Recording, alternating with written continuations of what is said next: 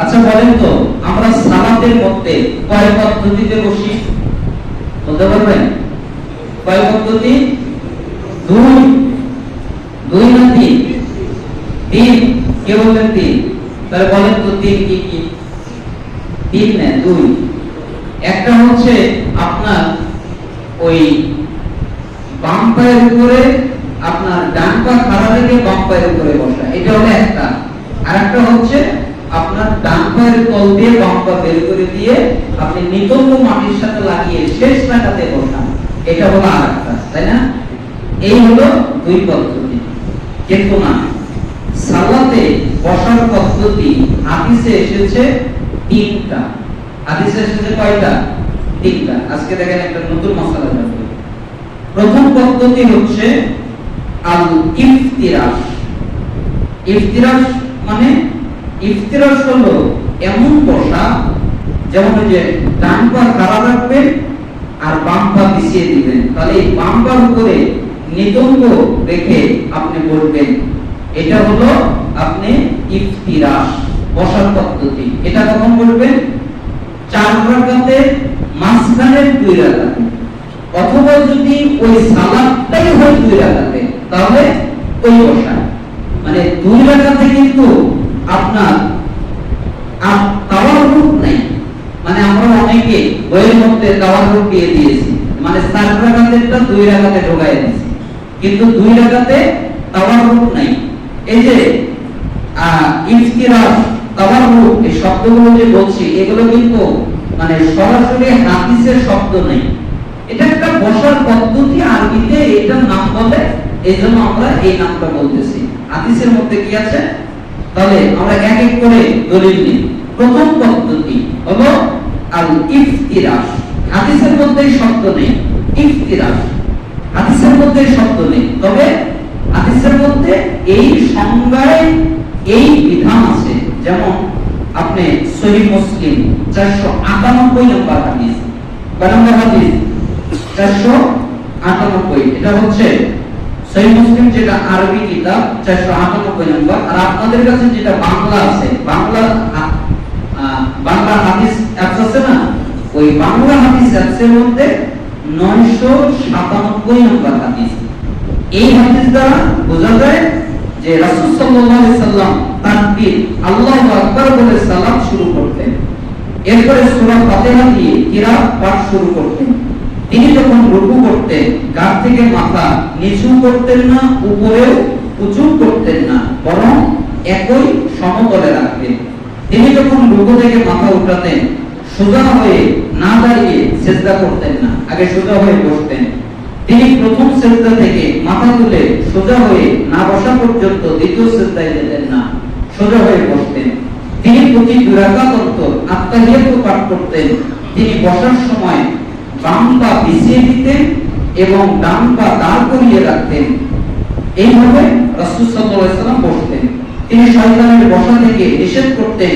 তিনি পুরুষ লোকদেরকে হিংস্র জন্তুর ন্যায় 2 হাত মাটিতে ছড়িয়ে দিতে নিষেধ করতেন। তিনি সালামের মাধ্যমে সালাতের সমাপ্তি ঘোষণা করতেন। মানে এই যে 998 অথবা 997 অথবা 498, আরবি নাম্বার হচ্ছে 498 আর বাংলা নাম্বার হচ্ছে 997। এই হাদিস থেকে প্রমাণিত হয় যে আমাদের বসার একটা পদ্ধতি হলো আল ইফতিরাশ।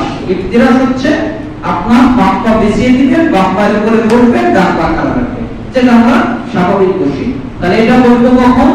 4 রাকাতের মাঝখানের 2 রাকাতে, অথবা আমাদের শেষে যদি 2 রাকাতের সালাত হয় তাহলে শেষের বার ওই একবারই 2 রাকাতের সালাত যদি হয়। আর যদি 4 রাকাতের হয় তাহলে মাঝখানের 2 রাকাতের এক নিয়ম, আর 4 রাকাতের ওই শেষেরটা আরেকটা নিয়ম হচ্ছে আর তাওয়াক্কুল। তাওয়াক্কুল হলো এমন বসা বাম পা ডান পায়ের নিচ দিয়ে বের করে দিয়ে, এটা হলো বাম পা, বাম পাটা খাড়া করলেন, আর এটা ডান পা, ডান পাটা খাড়া করলেন, আর এটা বাম পা। তাহলে বাম পাটা ওই যে ডান পায়ের যে নলা আছে ওই ডান পায়ের নলার নিচ দিয়ে বাম পাটা বের করে দিলেন, তাহলে আপনার নিতম্ব পাশাটা আপনার মাটিতে এসে লেগে গেল। তাহলে এইভাবে শেষের বৈঠক, 3 রাকাতের শেষের বৈঠক চার রাকাতের শেষের বৈঠক, ওই বৈঠকে বলবেন, এটাকে বলা হয় তাওয়াক্কুল। দলিল কোথায়?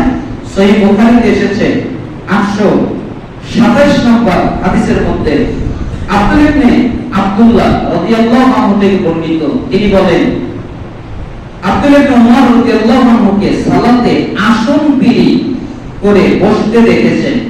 আব্দুল্লাহ ইবনে আব্দুল্লাহ বলেন, আমি সে সময় অল্প বয়স্ক ছিলাম, তাই আমিও এমনই করলাম যেরকম আব্দুল্লাহ ইবনে ওমর করেছিলেন। আমি আব্দুল্লাহ ইবনে ওমরকে রাদিয়াল্লাহু আনহু আমাকে নিষেধ করলেন এবং তিনি বললেন, সালাতে বসার সুন্নাত তরিকা হলো, তুমি কি জানো? শোনো, সালাতে বসার সুন্নাত তরিকা হলো তুমি ডান পা খাড়া রাখবে এবং বাম পা পিছিয়ে রাখবে। তখন আমি বললাম, আপনি এমন করেন? তিনি বললেন, আমার দুপা আমার পা গরম করতে পারেন, আমার জন্য কষ্টকর হয়, এজন্য আমি বসতে পারি না, তবে তুমি এইভাবে বলবে, এটা সুন্নাত। এখানে কিন্তু সরাসরি শব্দ নেই, কিন্তু সালাফগণ এই দুইটা হাদিস দ্বারা ইস্তেমবাদ করে বলেছে ওই সময় ওইভাবে করবে, আর এই সময় ডান পায়ের নিচ দিয়ে বাম পা বের করে দিয়ে তাওয়াক্কুল করে বলবে। এই দুইটার কিন্তু হাদিস স্পষ্ট না, কিন্তু যেইটার হাদিস স্পষ্ট ওইটারই আমল পায় না। দেখেন ওই হাদিসটা কি, এটা হচ্ছে ইকা। ইকা একটা বসার পদ্ধতি আছে, ইকা। তখন এক শ্রেণীর লোক বলে, না ইকা পদ্ধতিতে বসা নিষেধ, ইকা পদ্ধতিতে বসা নিষেধ, এটা আমিও স্বীকার করি। কারণ ইকা পদ্ধতি হলো দুইটা। ইকা পদ্ধতি কয়টা? দুইটা। ভালো করে বুঝবেন, এই যে দুই পা খাড়া করলাম, তাহলে দুই পা কি হলো? খাড়া হলো। তাহলে এই দুই পায়ের পাকে ভাগ করে দিলাম, এরপরে মাঝখানে আমি নিতম্ব রাখলাম। তাহলে দুই পায়ের মাঝখানে ওই নিতম্বটা কোথায় রাখলো? মাটিতে রাখলো। তাহলে দুই পা দুই দিকে সরানো, আর আমি হাতটা মাটিতে রাখলাম। তাহলে কিসের মতো দেখা যাবে? কুকুরের।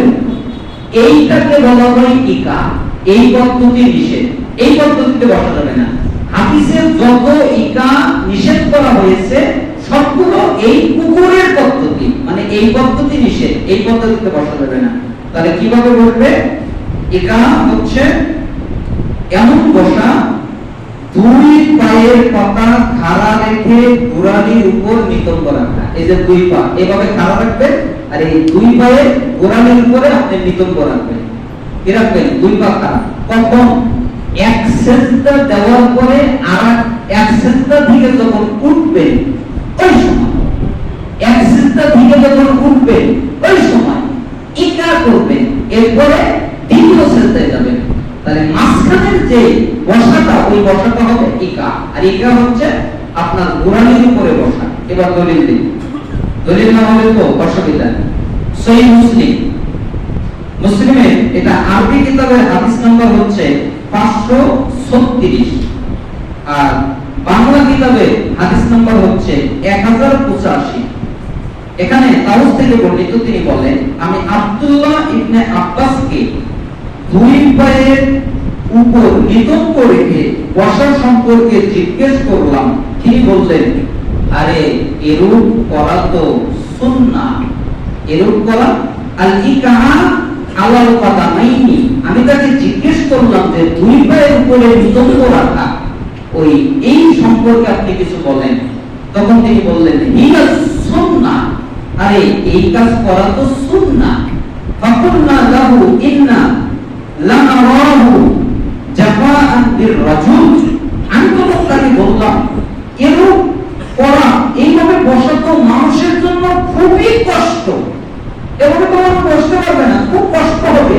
দুই পা এরকম করে মানে দাঁড়ানো থাকবে আর তার ঘোরাঘুরি করে বলবে, এটা বসা তো খুবই কষ্টকর। তখন তিনি বললেন, আব্বাস, ইমাম আব্বাস রাদিয়াল্লাহু আনহু বললেন, বাল হিয়া সুন্নাহ নবিয়্যিকা সাল্লাল্লাহু আলাইহি ওয়াসাল্লাম। আরে তুমি কষ্ট বলছো, শোনো, এটাই তোমাদের নবীর সুন্নাহ। এখন তুমি করলে করো, না করলে না করো, এটা তোমার ব্যাপার, এটা আমাদের সুন্নাহ, এটা জানিয়ে দিলেন।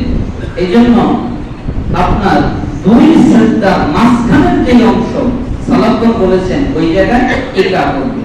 ইকা দুইটা, একটা হচ্ছে কুকুরের মতো বসা, ওইটা নিষেধ, আর একটা হচ্ছে এই পদ্ধতিতে বসা, এটা সুন্নাহ। দলিল কোথায়?